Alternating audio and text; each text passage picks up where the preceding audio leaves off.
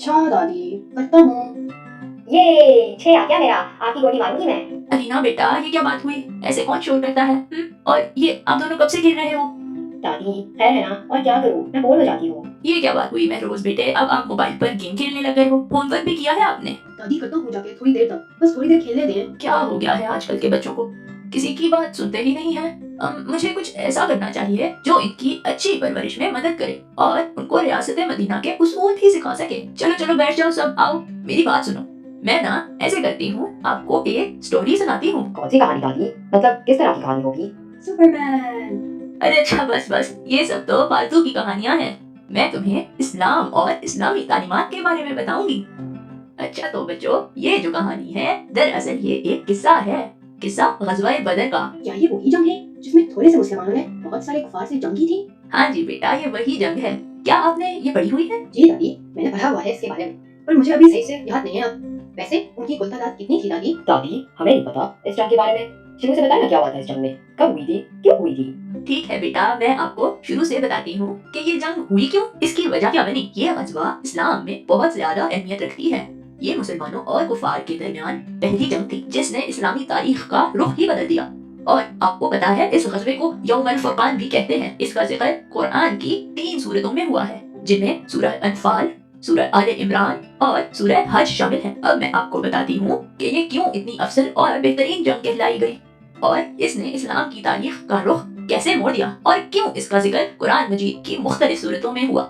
ग़ज़वे से कुछ अर्सा पहले जब मोहम्मद सल्लल्लाहु अलैहि वसल्लम मक्का में इस्लाम फैला रहे थे और मक्का के लोगों को इस्लाम की दावत दे रहे थे, तो अबू जहल को ये सब हजम नहीं हो रहा था। तो उसने ही मक्का में इस्लाम को फैलाने से रोकने के लिए काफिरों को मुसलमानों के खिलाफ भड़काया और उन पर बड़े जुल्म किए। हर तरह का तरीका उन पर आजमाया गया। इस तरह कुफ्फार के जुल्म की वजह से कुछ मुसलमान मक्का से हिजरत करके हबशा चले गए। जब ये बात कुफ्फार को पता चली तो उन्होंने मक्का से कुछ सफीर को हबशा भेजा ताकि वो उन मुसलमानों को वापस लाएं और ये जुल्म सितम बढ़ता रहे।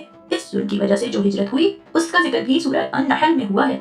जिन लोगों ने जुल्म बर्दाश्त करने के बाद अल्लाह की राह में तर्क वतन किया है, हम उन्हें बेहतर से बेहतर ठिकाना दुनिया में अता फरमाएंगे और आखिरत का सवाब तो बहुत ही बड़ा है।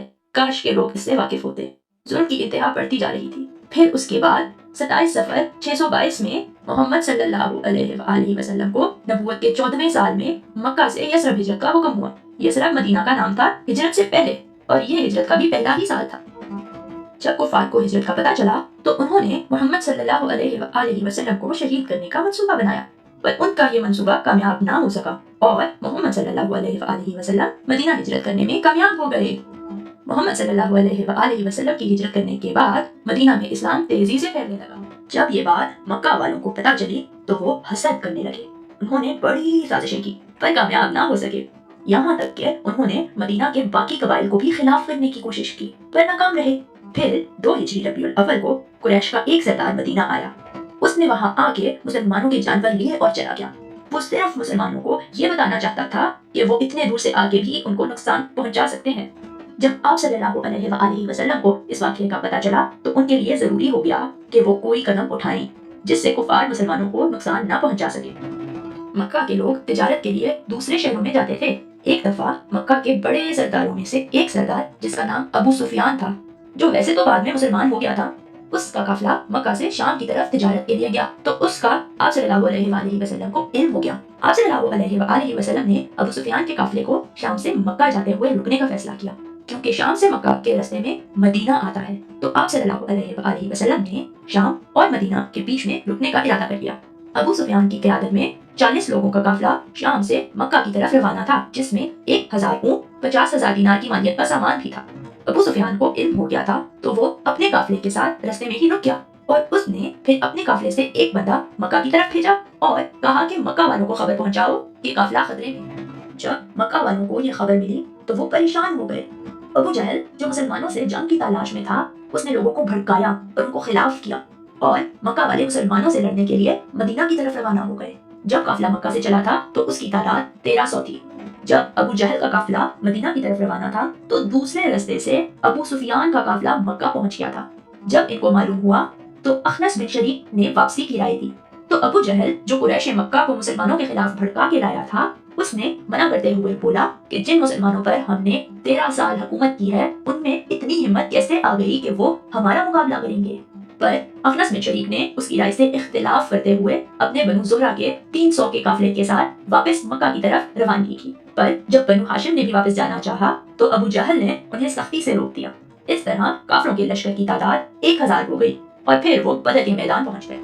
جب آپ صلی اللہ علیہ وآلہ وسلم کو علم ہوا کہ قریش مکہ سے ایک قافلہ ہم سے جنگ کرنے آیا ہے تو محمد صلی اللہ علیہ وآلہ وسلم نے صحابہ کرام کو اکٹھا کیا اور ان سے مشورہ کیا.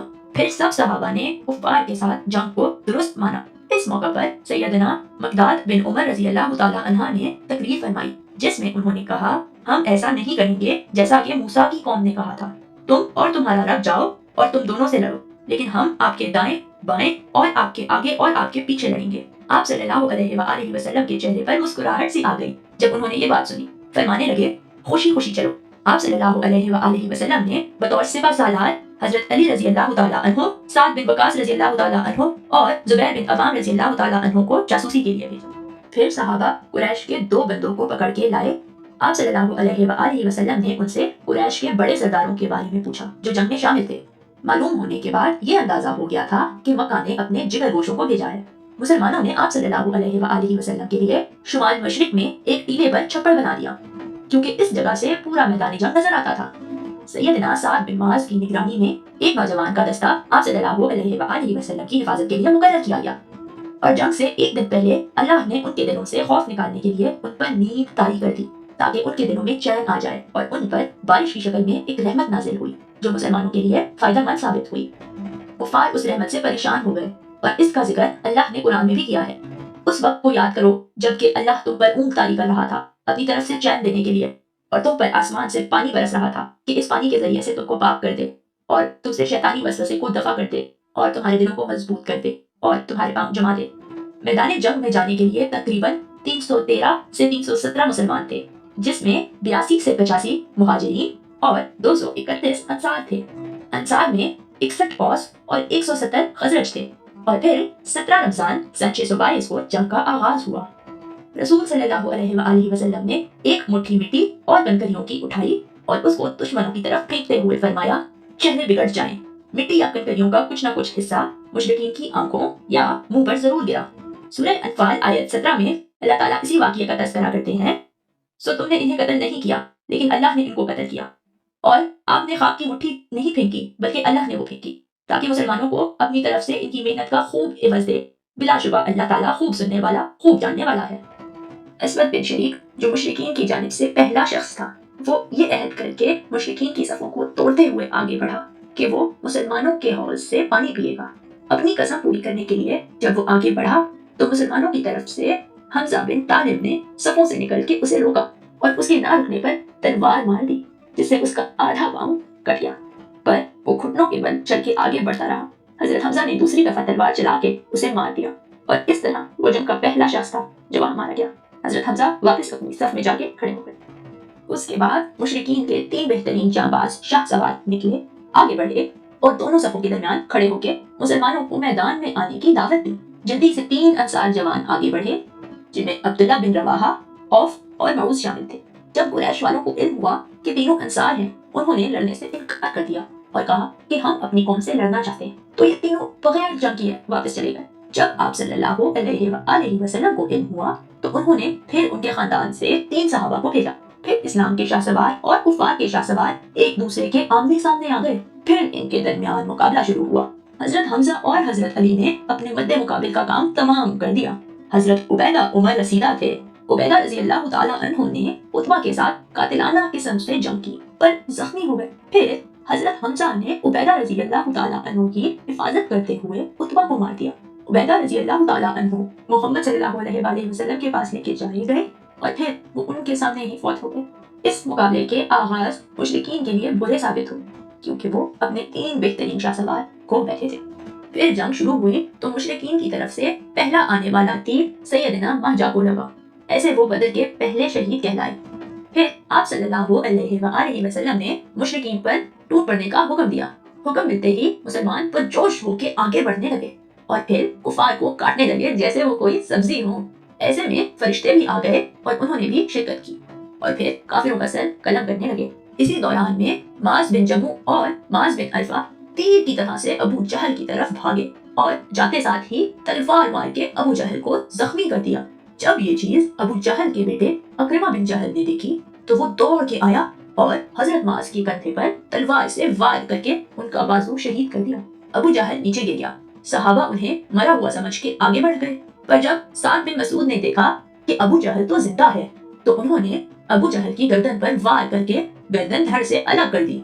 फिर उसके बाद बतौर सिपा सालार मोहम्मद सल्लल्लाहु अलैहि वसल्लम मैदान जंग में उतरे और दुश्मनों की तरफ बढ़ते गए। जब दुश्मनों ने ये मंजर देखा तो वो मैदान से भागने लगे, जिसमें कई मुसलमान शहीद हुए, पर बहुत से कुफार मारे गए और कुछ कुफार तो कैद भी हो गए।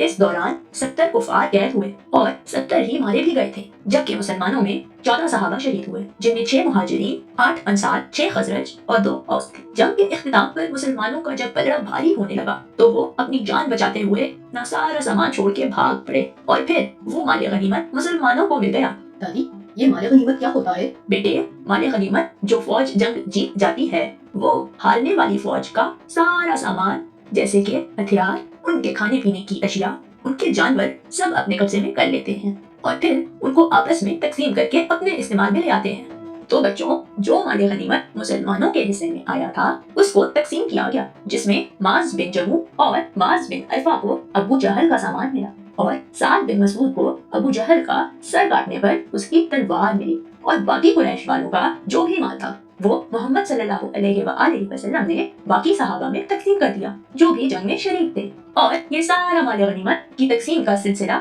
वादी सुगरा के करीब एक दरिया मजीद और नाजिया के दरमियान।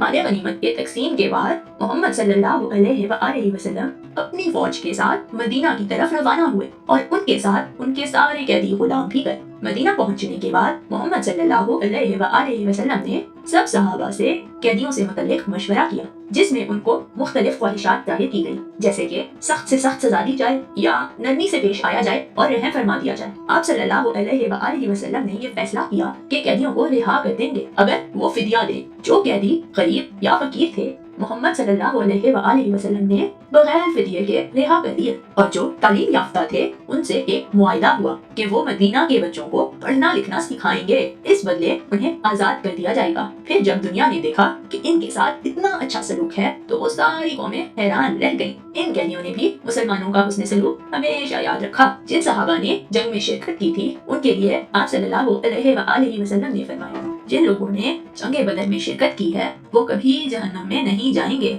एक जगह अल्लाह फरमाते हैं कि अब तुम जो भी अमल करो तुम्हारे लिए जन्नत वाजिब है, मैंने तुम्हें बख्श दिया। दादी, इस जंग से मुसलमानों को क्या फायदा हुआ था? बेटा, मुसलमानों को तो बहुत से फायदे हुए हैं। उनमें से चंद फवाइद ये हैं, जैसे कि बहुत से कबाइल इस्लाम के करीब आ गए, काफिरों का खरूज खाक में मिल गया, मुसलमानों को काफिरों से फिदिये में बहुत सारी माली गनीमत हासिल हुई, बाज़ कबाइल ने फौरन इस्लाम कबूल कर लिया। ये जंग मुसलमान बच्चों की तालीम का जरिया बनी, कुफार के मुकाबले में इस्लाम का सर बुलंद हो गया और इस जंग से हमें एक सबक सब्र का भी मिलता है। इससे मुतल्लिक सूरह अल बकरा में भी जिक्र आया है।